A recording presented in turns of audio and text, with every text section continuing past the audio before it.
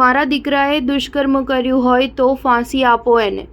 બદલાપુર કાંડના આરોપીની માતાનું નિવેદન. બદલાપુર યૌન શોષણ કેસે સમગ્ર મહારાષ્ટ્રને આક્રોશિત કરી દીધું હતું. આ મામલે આરોપીની માતાએ ગુરુવારે કહ્યું, જો મારા પુત્રએ કંઈ ખોટું કર્યું છે તો કોર્ટે તેને મોતની સજા આપવી જોઈએ. એ શક્ય નથી કે મારા પુત્રએ બાળકો સાથે મારામારી કરી હોય.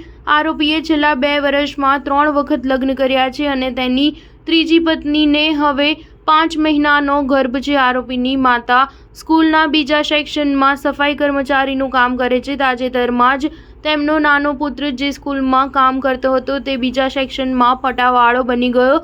તે બાદ તેમણે શંકાસ્પદને સ્કૂલમાં સફાઈ કર્મચારીનું કામ અપાવી દીધું.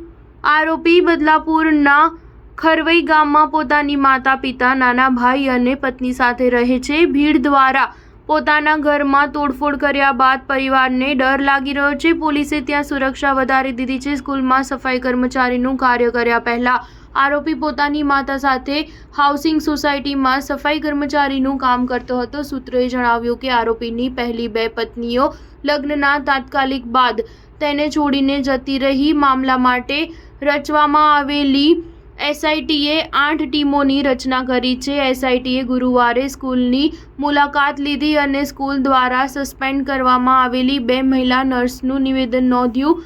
એસઆઈટીએ અન્ય તકનીકી વિગતો પણ એકત્ર કરી અને ડિજિટલ વિડીયો રેકોર્ડરને જપ્ત કરી લીધું, જે વિશે સ્કૂલે કહ્યું કે ઘટના બહાર આવ્યાના 15 દિવસ પહેલા આ કામ કરી રહ્યો ન હતો. સ્ટાર ન્યૂઝ 7 હંમેશા સચ્ચાઈની સાથે.